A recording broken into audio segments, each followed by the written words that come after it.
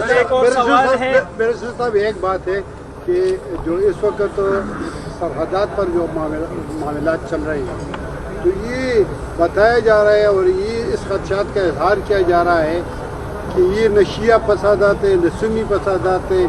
یہ ایک منصوبہ بندی ہے جس کے تحت پاڑا چنار کو بارڈر کو خالی کرنے کا کہا جا رہا ہے اور وہاں پر دوبارہ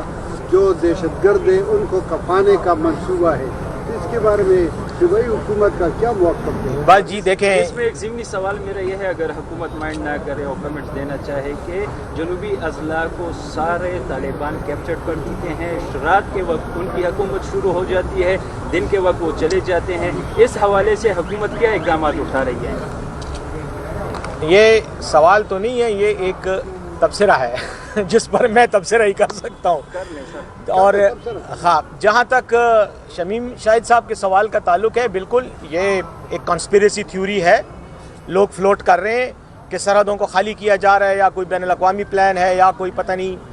اینٹی پاکستان کوئی پلان ہے جس کے ذریعے کچھ سرحدوں کو خالی کیا جا رہا ہے۔ میرے خیال میں ایسا کوئی منصوبہ کم از کم نہ میرے علم میں ہے اور نہ میرے خیال میں ایسا کوئی منصوبہ جو ہے وہ اس پہ کوئی کام ہو رہا ہے۔ بات یہ ہے کہ ایک واقعہ ہے، آپ کو پتہ ہے کہ گزشتہ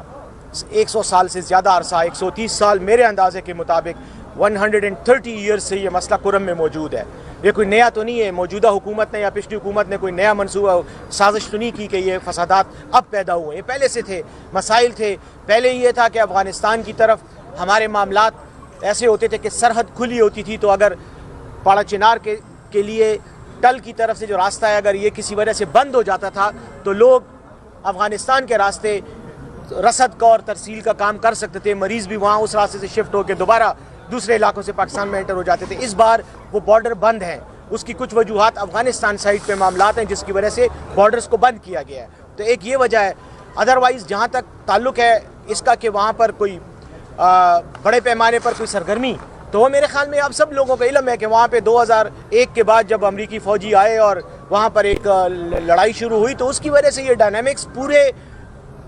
سرحدی بیلٹ میں ہے، یہ کوئی صرف کرم تک نہیں ہے، یہ وزیرستان سے، جنوبی وزیرستان سے لے کے باجوڑ تک یہ سارا مسئلہ ہے، اور لیکن اس کو کئی جگہوں پہ اس کو کنٹرول کر لیا گیا ہے، کئی جگہوں پہ اس کے تھوڑے بہت مسائل ہیں، تو میں نہیں سمجھتا کہ اس میں کوئی ایسی کوئی بڑی گہری کوئی بات ہے، ایک امن و امان کا مسئلہ ہے۔ ہاں البتہ یہ میں ضرور کہوں گا کہ بعضوں کا لڑائی ذاتی یا گروپس کی لڑائی ہوتی ہے، کہیں زمین کا تنازع ہوتا ہے، کہیں کوئی اور وجہ ہوتی ہے، لیکن بدقسمتی سے اس کو مذہبی یا پھر قواریت کا رنگ دے کر اس میں مزید وہ ڈال دی جاتی ہے، تلخی ڈال دی جاتی ہے، اس کا